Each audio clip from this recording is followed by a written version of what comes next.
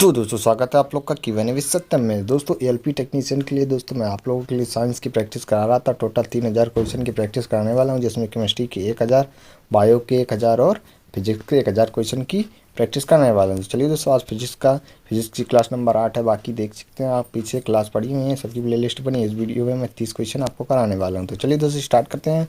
Question number 211 आपका washing machine का कार्य सिद्धांत है। तो वॉशिंग मशीन का कार्य सिद्धांत क्या कहलाता है? उपकेंद्रण या विसरण या अपकेंद्रण या पवन क्या कहलाता है? तो चलिए देखते हैं इसका आंसर। अगर आप लोग को पता है तो आंसर कमेंट कर सकते हैं।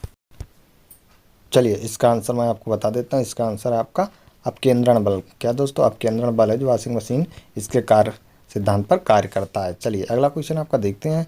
एक लिफ्ट में किसी व्यक्ति का प्रत्यक्ष भारी वास्तविक भार कम होता है जबकि लिफ्ट जा रही हो। जब लिफ्ट जा रही हो तो वास्तविक भार प्रत्यक्ष कम होता है। तो ये किसके कारण उसका प्रत्यक्ष भार कम होता है? तो वो किसके कारण होता है? त्वरण के साथ नीचे चलना। क्या होता है दोस्तों? त्वरण के साथ नीचे चलना। देखिए ए बराबर होता है क्या दोस्तों? त्वरण का मान क्या होता है? वेग परिवर्तन की दर को त्वरण कहते हैं। तो यहाँ पर देखिए इसी के चलते जो है आपका त्वरण के नीचे आपका ये होता है। तो ए बराबर v/t। तो ये आपका होता है। तो चलिए इसी के चलते त्वरण के साथ नीचे आता है। पानी में लोहे की सुई डूब जाती है लेकिन जहाज तैरता रहता है। ये किस सिद्धांत पर कार्य करता है? देखिए पानी की जी सुई होती है, पानी में डूब जाती है लेकिन जहाज तैरता रहता है। ये सिद्धांत कौन सा है? तो ये सिद्धांत आपका आर्किमिडीज का सिद्धांत। किसका दोस्तों? आर्किमिडीज का सिद्धांत है। ये सिद्धांत आपका आर्किमिडीज का सिद्धांत है। चलिए नेक्स्ट क्वेश्चन। पानी के एक गिलास में भी एक बर्फ का टुकड़ा तैर रहा है। जब बर्फ पिघलती है तब पानी के स्तर पर क्या प्रभाव पड़ता है? तो क्या प्रभाव पड़ता है? तो ये आपका क्या प्रभाव पड़ेगा? देखिए तो ये आपका ही क्या उतना ही रहेगा। क्या दोस्तों? उतना ही रहेगा। चलिए अगला क्वेश्चन आपका है भारहीनता की अवस्था में एक मोमबत्ती की ज्वाला का आकार हो जाएगा तो कैसा हो जाएगा? भारहीनता की अवस्था में जो है एक मोमबत्ती की ज्वाला का आकार कैसा हो जाएगा? तो ये कैसा हो जाएगा? तो ये आकार जो है वही रहेगा। क्या दोस्तों? वही रहेगा, सेम रहेगा। चलिए अगला क्वेश्चन है आपका। निम्नलिखित में से किसकी इकाई न्यूटन मीटर नहीं है? तो यहाँ पर देखिए किसकी इकाई न्यूटन मीटर नहीं है, ये आपको बताना है। अगर आंसर पता है तो कमेंट कर सकते हैं। तो यहाँ पर देखिए बल की जो है ये आपकी बल की न्यूटन मीटर नहीं है। क्या दोस्तों? बल की इकाई है जो न्यूटन है। बल का क्या मात्रक है दोस्तों? न्यूटन है। एसआई मात्रक बल का न्यूटन है। और अगर सीजीएस पद्धति में देखें तो बल का मात्रक क्या आपका डाइन है। क्या दोस्तों? डाइन। चलिए अगला क्वेश्चन। बाकी सभी का ऊर्जा का, कार्य का और गतिज ऊर्जा का, इन सभी के जो आपका मान न्यूटन मीटर है उनकी बीमाएँ भी सेम होंगी। m²t-2। तो ये इनकी बीमाएँ होती हैं जो ऊर्जा, कार्य, गतिज ऊर्जा सभी की। चलिए अगला क्वेश्चन आपका।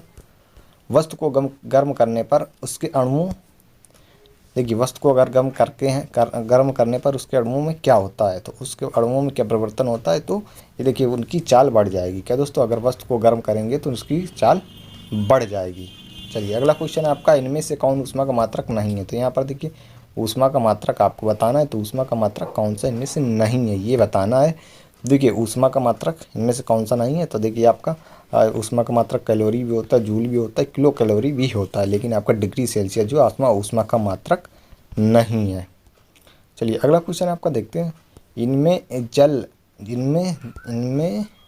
जब जल ऊंचाई से गिरता है तो उसका ताप, जब जल ऊंचाई से गिरता है तो ताप क्या होता है? तो ताप बढ़ जाता है। क्या दोस्तों? उसका ताप बढ़ जाता है जल जब ऊंचाई से गिरता है।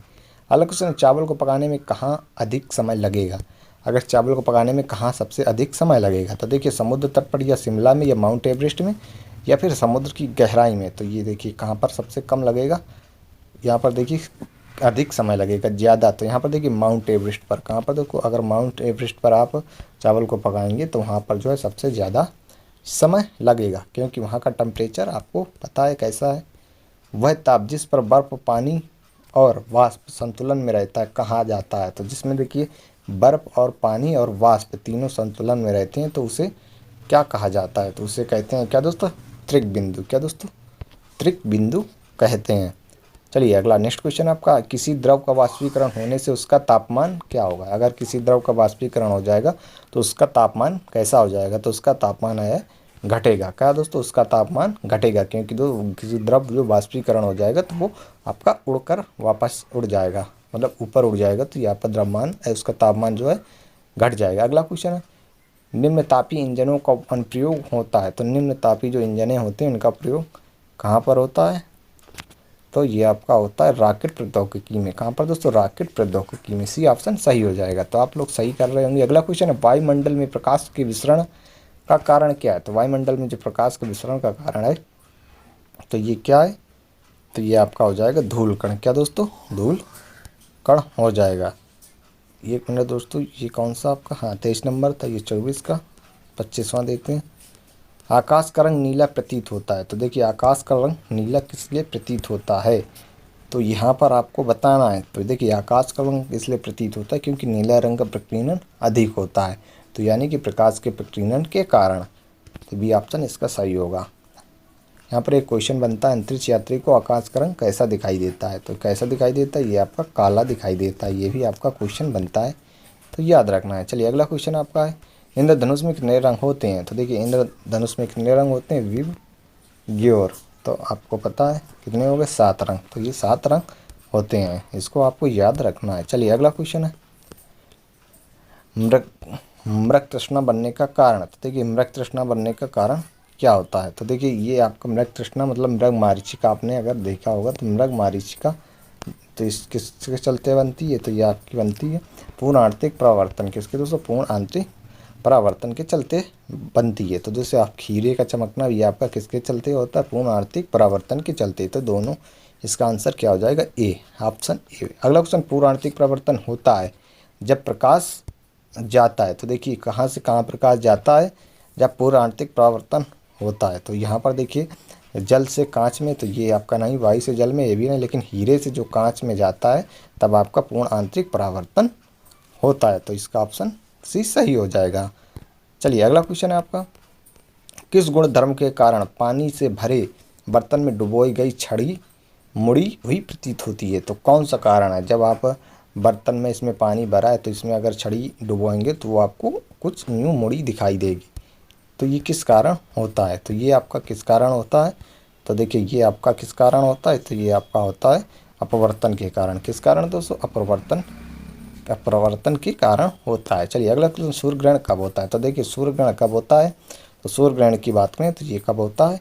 तो ये देखिए प्रतिपदा, यहाँ पर दोस्तों ये सूर्य ग्रहण कब होता है? जब चंद्रमा पृथ्वी के बीच में आ जाती है तब आपका जो है सूर्य ग्रहण होता है।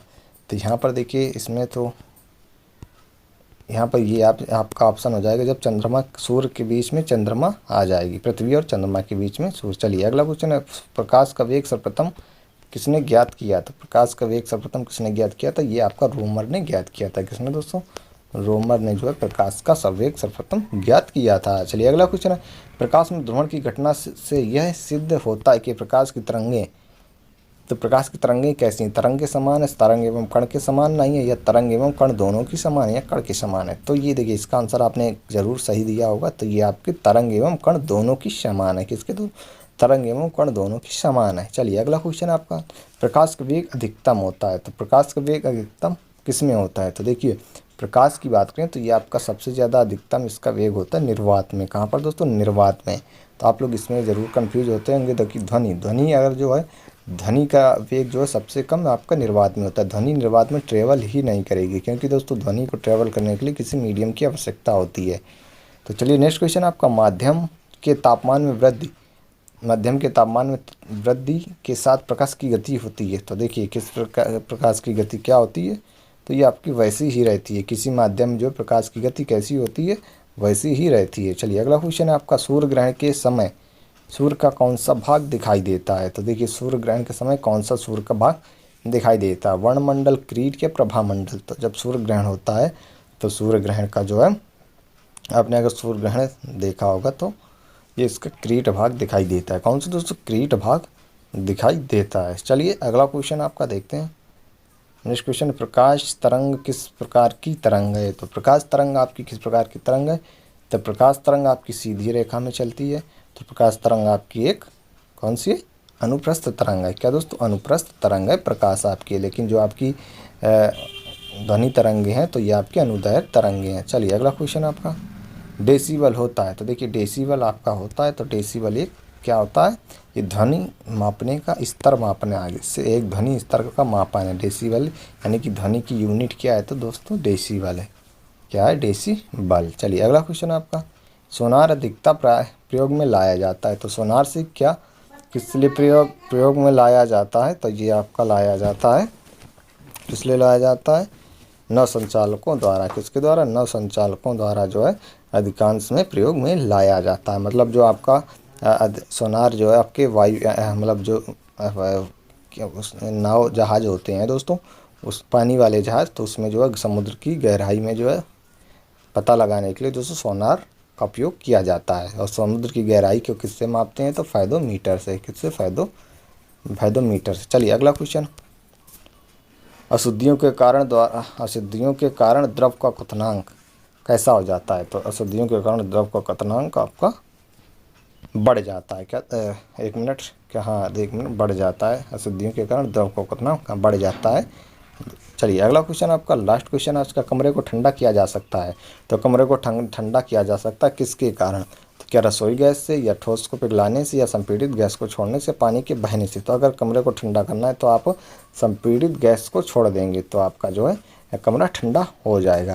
तो चलिए आपके दोस्तों 30 क्वेश्चन समाप्त होते हैं। आप 30 क्वेश्चन में आपको कमेंट करना आपने कितने क्वेश्चन सही करें। तो चलिए दोस्तों, आपको ऐसे प्रैक्टिस करते रहना, और आपका जल्दी एग्ज़ाम होने वाला है। तो आपको इसके बाद दोस्तों मैं आपके सारे मिक्स क्वेश्चन कराऊंगा। अभी दोस्तों मैं फिजिक्स का आपका अलग करा रहा हूँ, उसके बाद केमिस्ट्री की अलग प्रैक्टिस चल रही है, और बायो की अलग चल रही है। इसके बाद मैं सारी की मिक्स एक साथ क्वेश्चन की प्रैक्टिस कराने वाला हूँ। तो चलिए दोस्तों, जल्दी आपकी 1000 क्वेश्चन सभी के 3000 टोटल समाप्त हो जाएंगे। तब तक आप चैनल को सब्सक्राइब कीजिए, वीडियो को लाइक कर दिए, और डेली प्रैक्टिस करते रहिए। सभी की प्लेलिस्ट बनी हुई है। मिलते हैं नेक्स्ट वीडियो में। जय हिंद, वंदे मातरम।